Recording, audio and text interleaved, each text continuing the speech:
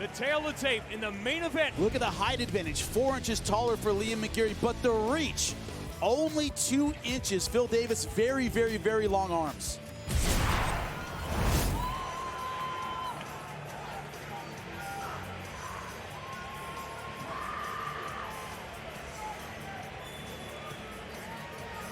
All right, there we go. Phil, you ready? Liam, you ready?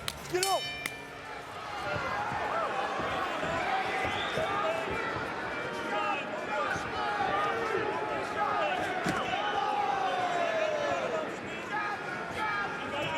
One thing Liam McGeary does not want to do is give up on his footwork. He always wants to be angling. He doesn't want to stand in front of the wrestler and give him an easy target for that takedown. Yeah, Liam came out with a kick right off the bat. That's a great way to create space. You know, if you can't touch a guy, he's too far away. Phil Davis cannot use any wrestling right now. The first rule in wrestling, you must stick your hand out straight. If it doesn't touch your opponent, he's too far away. Phil's going to need to figure out this distance and step in a little bit before he's going to get any action going. Chael Sonnen joining us here for this main event. It's been 535 days for Liam McGeary. A lot of potential for cage rush. Remember, that fight was just a 4-minute fight that he had. I think it's easy to forget when you look at him for his build. Liam McGeary is 6'6", but fast, athletic, quick. He's not an awkward, gangly kind of guy. He's fast. Yeah, absolutely. Phil Davis is known for that rear power kick. I will remind everybody, Liam McGeary just had a knee injury. I don't actually know which knee it was, but Phil is attacking the lead knee. If Phil wants to turn this again into any kind of a grappling contest, he is going to have to take a 6-inch step forward. He's just simply out of range right here. Now, my question for you, Chael, is does he have to get Liam McGeary to bite, to think he's going to actually strike with him before that takedown will work? Yeah, that's what he did. So that's what Phil Davis did so well in the King Mo bout, is he mixed in punches. When Mo started to defend the punches, he changed elevation and went for the tackle. Right here, he is too far out. I trust that Phil knows that. He's made a couple of shot attempts. They were a little bit half-hearted. McGeary had no problem stopping them, but I don't believe that Phil is quite mixing it up the way he intends to. Remember, Phil Davis had a slow start against King Mo. That's the best shot in the first round. Wow. Phil Davis, the left that landed. McGeary's trying to clinch it up. Yeah, that hurt him. Not bad either. Not a bad takedown attempt by McGeary. Well, that's a bad sign when the striker goes in for a takedown against the wrestler. I think that hurt him. And it gets to the ground. Now, Jimmy, that's what you were talking about earlier. McGeary conceded that takedown without making the wrestler and Phil Davis burn up energy. He's got to do what we call earn the takedown. Right into full mount. Worst place you could be against Phil Davis. Phil Davis just landed into full mount. He didn't even have to advance. Remember where Liam McGeary was against Tito Ortiz. He was in this exact same spot against the fence.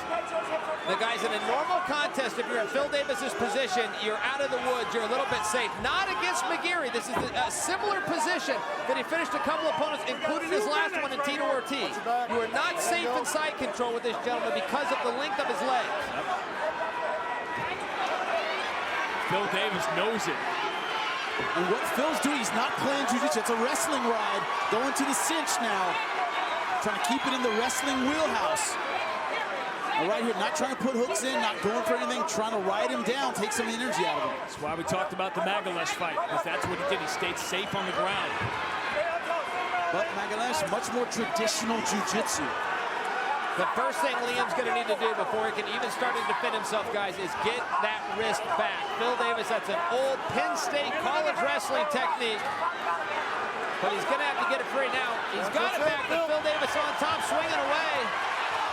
Oh, beautiful transition. Liam rolls out and avoided a potentially massive left hand from Phil Davis. I tell you, these kicks by Phil are a little bit sloppy, but they are landing. It really doesn't matter if the technique's perfect if it keeps touching its target. And now, Liam McGeary's in a situation where he respects now the power of Phil Davis. Phil hurt him with that left hook, for sure. And he knows he's got work to do if he's going to steal this first round back. I think this is a kind of get out of the round situation. He's been hurt, he was on the ground, and he's a great finisher. You might want to go, hey, I'm just trying to stay off the ground for this next 40 seconds. 4 more rounds to go. He's been going forward here pretty hard ever since he got back to his feet. He wants some get back. He got hurt, he wants to hurt him back, but that could be a deadly trap. Now there's better defense. Liam sinks his hips, he uses the cage, he digs what we call an underhook. He's making Phil work here, and that stuffs it. The story of this round, guys, even bigger than the takedown perhaps, could have been the leg kicks of Phil Davis. They really found their mark.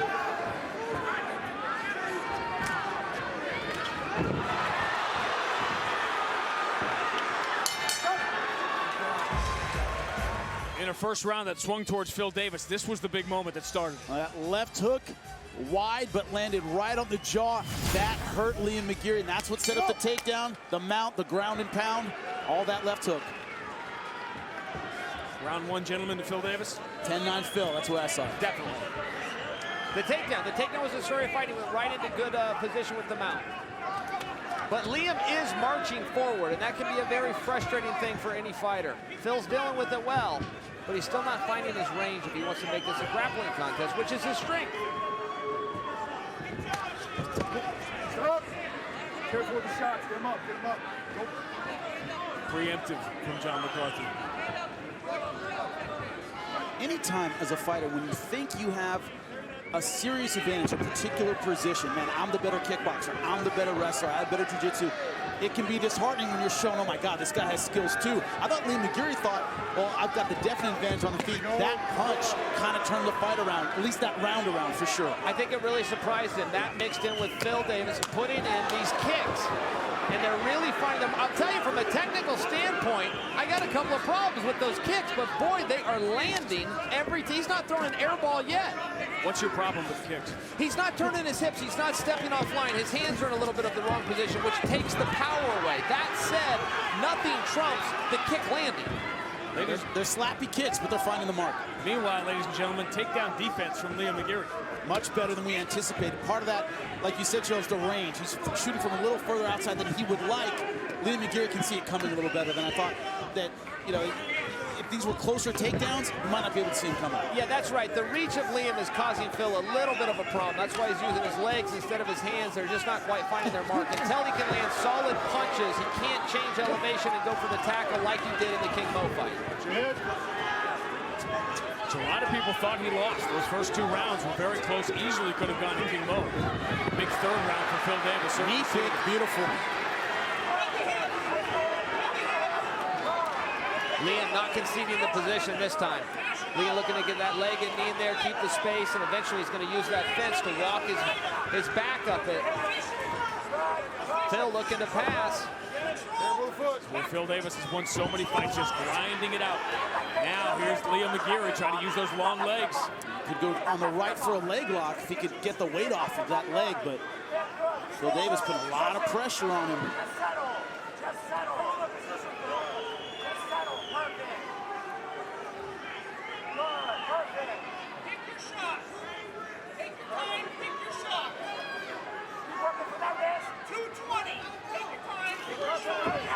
Right in Great step over. Right through the legs. Phil Davis, remember, loves that Kimura. That's where those long arms help him out. He's able to get it from a lot of positions you wouldn't expect. Now you see that leg he's keeping across the legs of Liam McGeary. That's to prevent that triangle step over that he got Kelly Anderson with. That was from side control, but if you can block the legs, he doesn't have to worry about it now in the mount. Looking for an arm triangle. I don't know how much jeopardy Liam is in of Phil submitting him here, but he's getting led. If this is a dance, guys, only one person can lead at a time. If Phil is the one doing the offense, whether it's good technique that's going to be effective or not, the opponent must respond. And if Liam is on the response, he's not on the attack. He's banking minutes, he's banking rounds. Can you be, if you're Liam McGeary, too comfortable? Yeah, completely. That was one of the problems leading into this fight. He talked about his guard and who's going to catch him. He's very comfortable in the back. I've seen a lot of fighters lose rounds and lose fights that way, relying on their guard. And I tell guys a lot of times, when the other guy's on top, he's probably winning in the eyes of the judges. But Phil, he's been in full mount. He's had dominant positions. It hasn't been a toss-up. Completely dominant, and Liam is just not going to be able to get going here as long as Phil stays aggressive. Now, if Phil starts eating up clock, we can see a different story. But this is a very effective ground round for Phil Davis. He isn't committing to any one submission, but he's always threatening with his submission. That's what's keeping Liam McGeary on the defensive. Now Phil's going to want to push that arm to the ground. And here's what you were just talking about. Yep, into that leg lock, able to relieve the pressure. He's done it twice, once in each round, but he gave up a lot of time on the ground to Phil Davis in each round. Tremendous explosion. I'm a little confused why Liam isn't more tired, more exhausted. I mean, he's bouncing up to his feet, and now he's the one charging forward.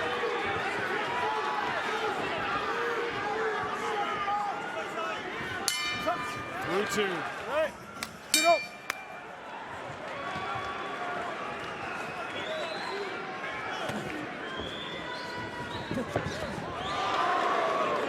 Are we 2-0 Phil Davis right now? 2-0 Phil Davis at both 10-9. 2-0 Phil Davis, but we got a champion in Liam McGeary who is coming forward, pushing the pace. He needs to keep this distance. He did a really good job of it in the first round. He needs to keep this space. Phil cannot touch him and cannot get to the grappling component from this range. A couple more kicks up the middle for Liam. Lead with that jab. When you talk to Phil about this fight, he talks about his wrestling experience. I mentally break guys. I wear them down. They don't want me more. That hasn't happened yet with Liam McGeary. I have him ahead, but Liam McGeary is still mentally in the fight. Surprisingly, Jimmy, particularly when you look at the positions that Phil was able to get him in. Full mount, dropping elbows, looking for submissions, but all of a sudden Liam springs back up to his feet and he's ready to fight. He's newly energized. He should be exhausted from those positions, gentlemen. Yep. Liam in midair went for something, too, on the way to the ground, so he's always thinking. Very tricky. Now going for the leg lock again. Got to get that weight off the leg. That's the key. Phil desperate to keep the pressure on that left leg, and so far he's doing it. Right into mount. You have to make a fighter work harder than that to pass your guard. He hasn't made him work in each round. He has conceded that. It's the jiu-jitsu version of an easy takedown. You can't let a guy just easily pass your guard. It is stunning how easily he lets him go for that. It's as though he has a technique from this position, but as we've learned from rounds 1 and 2, he does not. He's just simply losing this position. Now right here, Phil Davis is starting to trap this arm. He wants to get the arm down to the mat and pull to the side, and he goes to the opposite side for an arm triangle. He's threatening but not committing. That's correct. That's been the story of him on the ground so far. His offense is keeping Liam McGeary on defense. Exactly.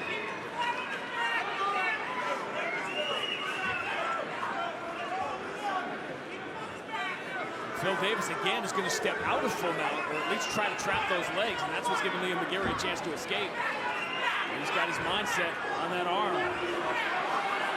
That's to keep him from turning and making this a scramble. That's what he's doing there. Boy, McGeary is all legs at times, isn't he? These legs are coming from all over the place. Phil pins him back down. This would be a good opportunity to go to mount, and he does. Easy. Easy. We talked over and over again about Liam McGeary conceding takedowns. Little did we know he'd be conceding full mount over and over and over again. That I find surprising. I thought we'd see a little more closed guard work from Liam McGeary. Open guard, but man, Phil's just stepping right over it. It's not even there. Phil is just locked in on those wrists, and Liam has to clear the wrist before he can move. It's just a really great offense here by Phil Davis. Liam thinks he can hit the home run, but in the process of looking for that pitch, he's giving the rounds away. Exactly. He's giving up singles over and over and over again. You can lose a game that way pretty easily. Push there, don't tap. Guess it's better than trying to pump with 2 strikes. Now give him a pass. They won the game. Come on. You're so negative. You're so negative. 108 years, but it feels like it's been that long since Liam McGeary's been in there. He swore to us, cage rust, not an issue. He has had long layoffs before. He's never had a long layoff and then walked into a fighter of this caliber. You know, it's like I said before. I think he thought he'd have his way when it came to the submission game. He's not.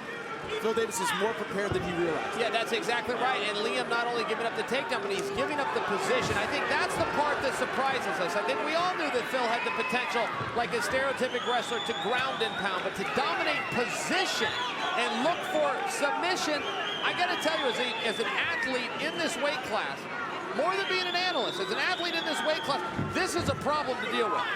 Phil Davis's style here is a big problem. for any 205-pounder. Back to the wrestling ride, and he rolls for the knee bar, but not able to get the weight off the legs. Phil knows when to move and when to put pressure on his base. He has that mastered, and right now, Liam McGeary hasn't found his own offense on the ground. He can heel kick, he can't heel kick the head. He went right for the shoulder. You know, that's a risky game. I don't think I've seen a guy do that before. If you're off a couple inches, you can lose a point real easily. And now Liam McGeary, who spent the entire fight looking for the home run shot in the final 2 rounds, is going to need a home run shot. Phil Davis, like most young kids who try wrestling, wanted to quit the first week. It was his mother who made him stick to it. And look how it's paid off. A national championship, and now perhaps just 2 rounds away from a world championship. 3-0, gentlemen? I have it 3-0. The only question is, that last round could have been a 10-8. It was that dominant. I didn't see that fight-ending moment that, you know, makes me say 10-8, but it certainly could be. That's exactly right. Ray Charles could see this is all Phil Davis thus far. Another left hook. Now the problem is you can be a great finisher, but it sucks to have to finish, and Liam McGeary's getting in that I have to finish mode. Yeah, that's right. I'm not sure what Liam's going to change up here. He's got to stop the takedown. If he wants to do that, he needs to stay real busy with the jab, even that front kick that's coming up the middle, and try to get this on his feet. Look, I think we've seen thus far that he's not going to get it done on the ground. I think we've just got to start going to plan B, which is perhaps a look for the knockout.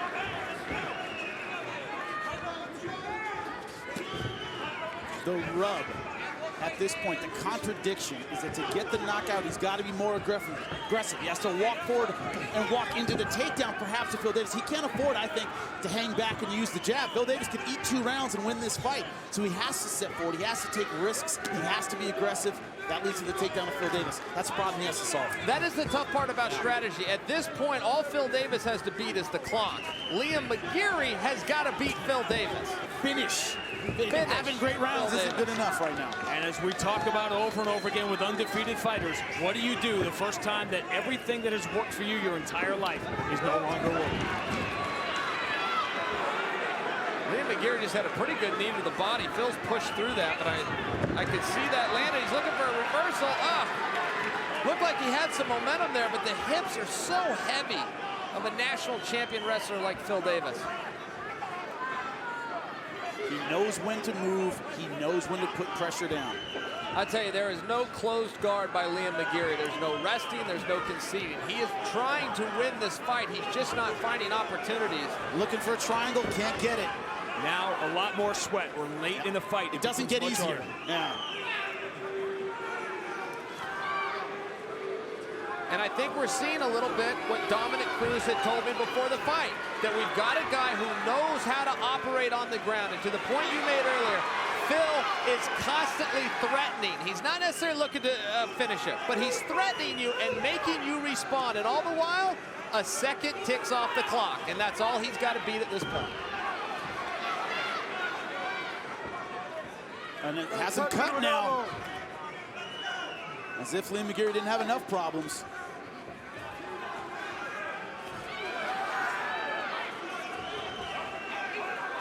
We're not seeing a lot of shrimping from Liam McGeary. Typically, a bottom man caught mount would look to put both hands on a hip, shrimp to one side, push him off. Phil is keeping him so occupied that he just hasn't been able to get any offense going. And Liam McGeary's escapes tend to be kind of a scrambling sort of jiu-jitsu. He doesn't do the fundamental shrimp you're talking about. He doesn't oopa and move and do all these things. It's almost like he has small man's jiu-jitsu. He's always trying to grab something and roll out, and Phil hasn't allowed that. It's uncovering the fact that there are fundamental things that Liam McGeary isn't used to having to do. That's right.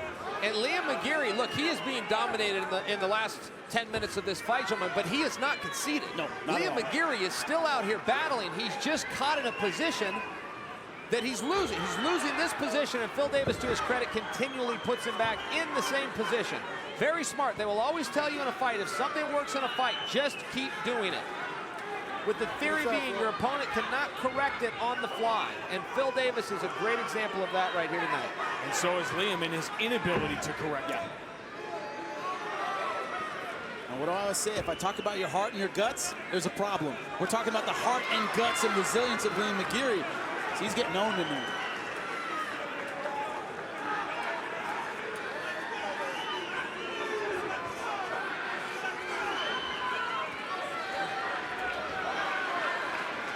We knew this fight would take place largely on the ground. The question was, could Phil Davis keep himself safe? And he has brilliantly for 4 full rounds. Yeah, Mount's pretty safe. Side control, he's pretty safe.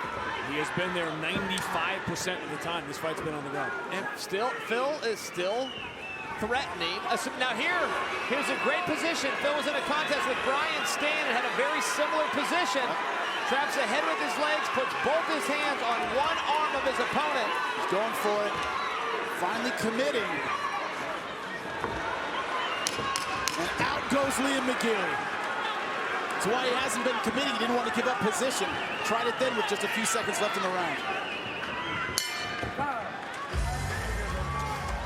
With everything going wrong for Liam McGeary, that elbow right over the left eye of Liam McGeary. He is cut, he is bleeding. Just adding to the miserable time he's having in the cage tonight. That's a puzzle he can't solve. Phil Davis has fought a brilliant fight. He is way ahead, closing in on a world title. The Chael Sonnen, that doesn't mean it's necessarily going to happen for you. Listen, it's real simple, guys. He needs to dance with the one that brought him. He needs to close that distance, drag Liam down again, look for that mount, start attacking submissions, eat up that clock, and go home. And I've seen plenty of athletes, and I can tell you from personal experience, if you get away from that, you can learn. One round can change everything. Against a submission ace on the ground. And Liam McGeary. Went hard for the Kimura, but couldn't get it. My scorecard, it's 4 rounds to none. All of them 10-9. The only question is, last couple rounds could have gone 10-8, but it's a wipeout for Phil Davis. Oh, wow. Liam went for it there. For a second. He had the head. He wasn't under the chin. It was hard for us to see when he started to pull guard. I trusted he was under the chin. But here we are, deja vu. Rounds 1 through 4 all over again. Phil Davis inside mount. And just annoying. He's just annoying Liam is what he's doing. He's just keeping him busy. He's occupying his mind, shutting his offense down. Now this is the closest he's had to this arm triangle. Phil's looked for that a couple times, but he never got his ear to the far side. He's got it now, guys. He doesn't want to overcommit and lose position. You saw him there, weigh the options, and stay with full mount. Smart move. Yep, he has made his decision that he is going to go to a decision. Exactly. I really like what Phil's doing with this knee. He'll keep his knee on nice and heavy. He'll bring it over to mount sometimes. He'll go back and just put the knee on the belly. That really does shut Liam down. He has been so well prepared for this night. Look at that shin right across the arm. He's just annoying him. He's constantly distracting him, giving Liam something to think about that takes away from his own offense. It's a very, very effective plan. I'm just surprised that he's been disciplined enough to stick with it for going on 23 minutes. I'm going to respectfully disagree. Running out of hot water in a shower, that's annoying. This is hell. Phil Davis, as long as he's been underneath Phil Davis, that is pure misery. I will concede to your metaphor. Absolutely, Jimmy. But look at this. Look, he just keeps bugging him. Yeah. He's not really doing it, but boy, he's bugging him. And now he's reaching under the head, grabbing the far armpit. It's just bothering him. What's really going to bother him is in 2 minutes when he puts his belt around his waist. Yep. Desperation time for Liam McGeary. And Phil steps back over to full mount again. He's just camped right there on the chest of Liam McGeary throughout this fight. He needs to keep this wrist as long as he can.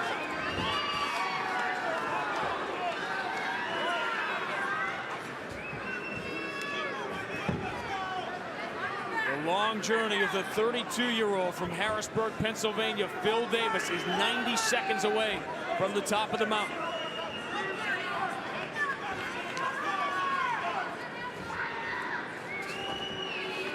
And he has been king of the mountain all night in that spot.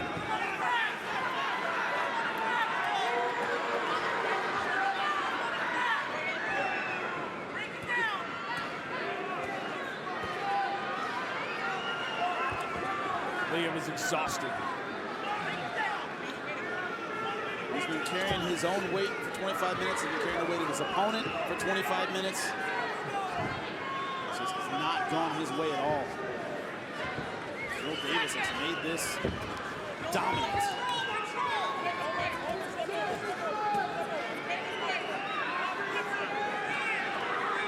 Go back, and Liam McGeary will watch these 25 minutes, and you wonder how many openings were there? How many true openings did Phil Davis even give it? From a jiu-jitsu perspective, not a lot. Not a lot. He tried to capitalize as much as he could have, but Phil Davis was excellent with the pressure, excellent with the pass. That's something he can say, is that I didn't let a lot of finishing opportunities go by. And there he comes right back up with this heavy knee, this shin, that just pins Liam down. Effective enough to stop, and then he goes right back into the mount. For 25 minutes, Phil Davis paints the corners, pitches a perfect game, and is about to become the world champion. Ladies and gentlemen, having gone the distance, we'll go to your 3 cage-side judges. Your first judge, Eric Colon, scores the fight 50-43. Judge Sue Sanidad scores the fight 50-45. Your third and final judge, Brian Miner, scores the fight 50-44. All see it for the winner by unanimous decision. And now the new Bellator Light Heavyweight World Champion, Phil, Mr. Wonderful Davis. The first major free agent to make the jump is the first to get to the top of the mountain. Hey, what's up, guys? This is Francis Ngannou. Subscribe now.